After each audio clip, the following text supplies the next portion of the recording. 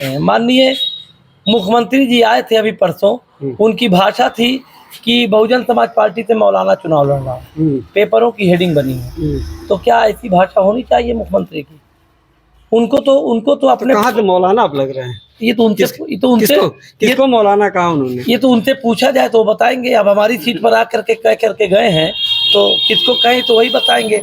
लोकसभा चुनाव के 6 चरणों का मतदान हो चुका है। 7वें चरण का मतदान 1 जून को होगा। ऐसे में अगर हम गोरखपुर की बात करें तो प्रत्याशी लगातार धुआंधार जनसंपर्क कर रहे हैं, लोगों के घर जा रहे हैं, तमाम तरीके के वादे कर रहे हैं।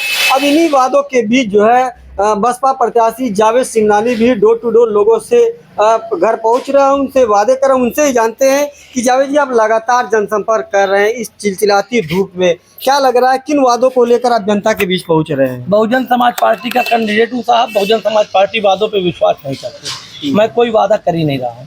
मैं बहुजन समाज पार्टी कैंडिडेट हूँ। मैं बता रहा हूँ कि जो काम 2012 से 17 तक बहुजन समाज पार्टी ने करके दिखाया है, सरकार बनी तो वही काम पूरे देश में करके दिखाया जाएगा।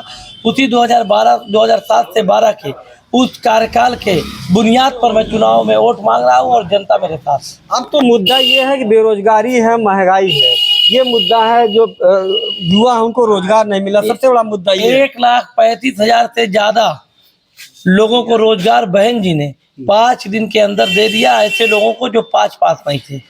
तो रोजगार देने का जादू तो बहन जी जानती है, दूसरा कोई जानता ही नहीं है। रोजगार तो तभी मिलेगा जब बहन जी को ताकत मिलेगी और बहन जी इस देश की प्रधानमंत्री बनेंगी। युवाओं को रोजगार दिलाने के लिए बहुजन समाज पार्टी की आवश्यकता है।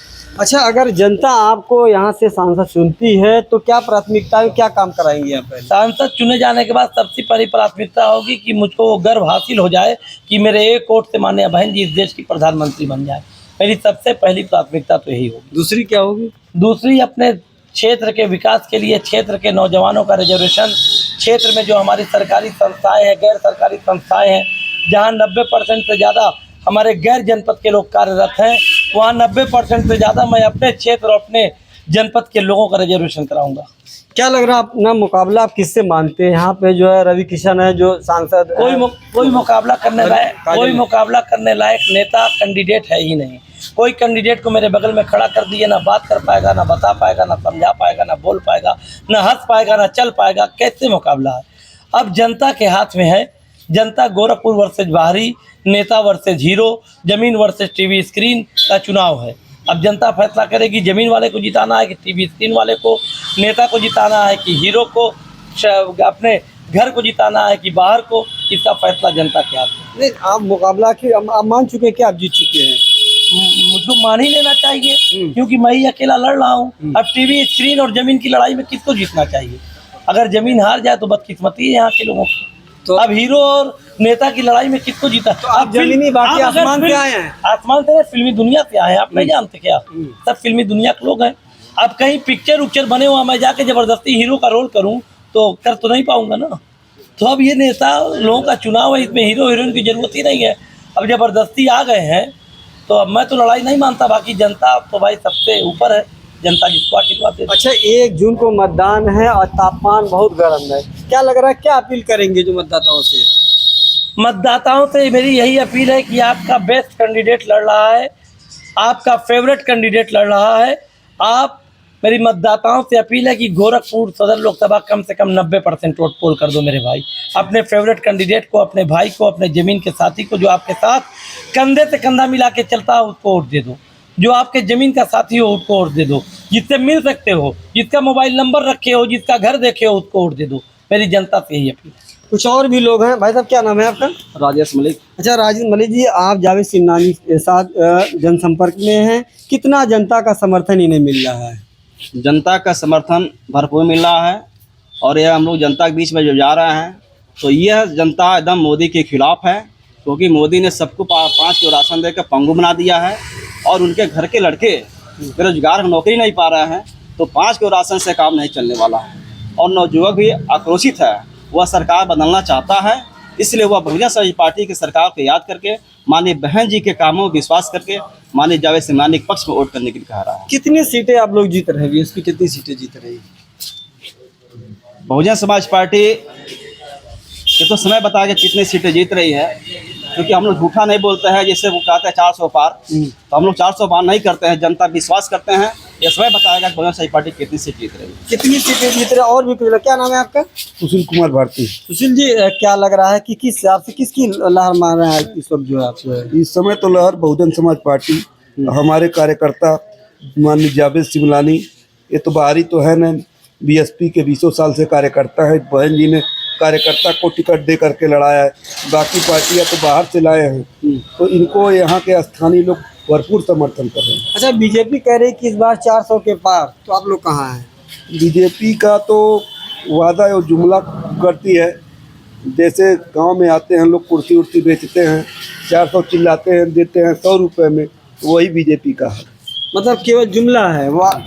बीजेपी का सिर्फ जुमला बताया, कुछ और भी लोग हैं। क्या नाम है आपका? कुमार भारती। भारती जी, क्या लग रहा है कि आप लोग इस चिलचिलाती धूप में अपने प्रत्याशी के साथ जनसंपर्क, जनता कितना सहयोग कर रही है, क्या लग रहा है? जनता तो इतना सहयोग कर रही है कि जो कभी सहयोग हुआ ही नहीं था, क्योंकि हमारे बीच के कार्यकर्ता है, यह जमीन से जुड़ करके चलने वाले कार्यकर्ता है, और बहन जी ने इनको आशीर्वाद दे करके इस सदर लोकसभा में भेजा है, और पूरी जनता बहुजन समाज पार्टी के साथ है। बहुजन समाज, क्या लग रहा है कि कितनी सीटें आप लोग ला रहे हैं इस बार? यह तो 4 जून के बाद पता चलेगा, लेकिन हम लोगों के बिना किसी की सरकार नहीं बन पाएगी। हम लोग के बिना किसी की सरकार नहीं बन पाएगी। बिना बीएसपी कोई सरकार नहीं, नहीं किसी की नहीं सरकार बन पाएगी बिना बीएसपी के। सही कह रही है? एकदम सत्य है। हाँ? एकदम सत्य है। कैसे लग रहा है कि? कैसे लग रहा है? हम लोगों का उतना वोट है, परसेंटेज है। हमारे जो है बीएसपी के लोग जो है जहाँ हैं पूरे प्रदेश में जमे हुए हैं। जावेद जी, आपके समर्थक कह रहे बिना बीएसपी के कोई सरकार नहीं बना सकता है, क्या है? यही सच है, इस देश का यही सच है। क्या सच है? बिना बीएसपी की सरकार नहीं बन सकती। बहुजन समाज पार्टी के बगैर इस देश में कोई सरकार नहीं बना सकता, यही सच है। तो किसको समर्थन करेंगे आप लोग? किसके साथ रहेंगे? बीजेपी जो हमारे साथ रहेगा हम उसके साथ रहेंगे। हम किसी धर्म जात समाज की बात नहीं करते, हम देश की बात करते हैं। जो देश को बनाएगा उसके साथ रहेंगे। आखिर तो देश बनाने की बात तो बीजेपी कह रही, सबसे बड़ी जो है राष्ट्रभक्त तो अपने आप को कह रही, बाकी जो है इस देश नहीं पूरे दुनिया में सबसे ज़्यादा झूठ कोई बोल सकता है तो भारतीय जनता पार्टी बोल सकती है, उसके कार्यकर्ता बोल सकते हैं। माननीय मुख्यमंत्री जी आए थे अभी परसों, उनकी भाषा थी कि बहुजन समाज पार्टी से मौलाना चुनाव लड़ना, पेपरों की हेडिंग बनी है। तो क्या ऐसी भाषा होनी चाहिए मुख्यमंत्री की? उनको तो अपने कहाँ से मौलाना आप लग रहे हैं? ये तो उनसे किसको मौलाना कहा उन्होंने? ये तो उनसे पूछा जाए तो बताएंगे। अब हमारी सीट पर आकर के कह करके गए हैं, तो किसको कहें तो वही बताएंगे, और किस भाव से कहें ये भी वही बताएंगे। मगर इस तरह की भाषाओं का प्रयोग नहीं होना चाहिए। ये लोकतंत्र है, मजाक नहीं है। अच्छा, लोकतंत्र को इस देश के इस वक्त की जो गलती से देश के लोगों को ठग कर जो राजा बन गए हैं, जो लोग भारतीय संविधान के नाते ये लोग राजा बने हैं आज, और ये लोग जो काम कर रहे हैं इनको नहीं करना चाहिए। ये देश बिगाड़ रहे हैं। लोकतांत्रिक व्यवस्था में लोकतंत्र तांत्रिक तरीके से चुनाव नहीं होने दे रहे हैं। 2.5 करोड़ वोट बढ़ जा रहा। कहाँ से? अरे आप पढ़ा नहीं आपने पेपरों में? पिछले 5 चरणों के चुनाव जो नए युवा मतदाता हो तो बढ़ेंगे? नहीं। अरे साहब क्या बात कर रहे हैं? जो 5 चरण का चुनाव हुआ तो शाम को 5 बजे जो रिपोर्ट आई कि इतने करोड़ वोट पड़े, और उसके बाद 1 हफ्ते के बाद भारत निर्वाचन आयोग ने 2.5 करोड़ एक्स्ट्रा वोट डलवा दिया। ये निष्पक्ष चुनाव लग रहा है क्या आपको? ये 2.5 करोड़ किसका वोट है, कहाँ से आया? 2.5 करोड़ वोट इतना वोट है जितना वोट ममता बनर्जी को पिछली बार मिला नहीं था। 2.5 करोड़ इतना वोट है जितना वोट समाजवादी पार्टी को मिला नहीं था। मतलब बड़ी बड़ी राष्ट्रीय पार्टियों को जितना वोट मिला था पिछले चुनाव में, उससे ज़्यादा वोट इन्होंने बढ़वा दिया। कौन सा निष्पक्ष है? मैं आज गया था सैजनवा, एक गांव में बैठा था। हम लोग तो गांव के लोग हैं ना, देहात के लोग हैं, बूथ के लोग हैं, जमीन के लोग हैं। जब बैठे और वोटर लिस्ट में खुद देखने लगा तो 117-18 लोगों का नाम एक बूथ पर नहीं मिला। जो हमारे दलित समाज के लोग थे जिनका 20 दिन पहले वाली वोटर लिस्ट में नाम था, वो 117-18 लोगों को डीएम साहब कहाँ लेके गए? अपने घर लेके चले गए। तो आपने शिकायत की है? मैंने शिकायत किया है, लेटर लिखा हूँ। मैं हाईकोर्ट जाने की तैयारी में हूँ। मेरे लोकसभा से 50,000 नाम काट दिया गया। मैं तो हाईकोर्ट जाऊंगा, इसको लेकर एफिडेविट बनवा रहा हूँ।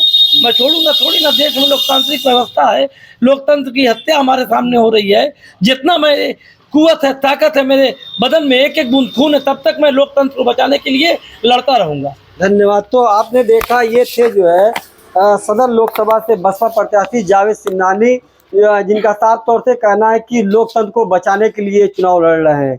गोरखपुर से फैयाज अहमद।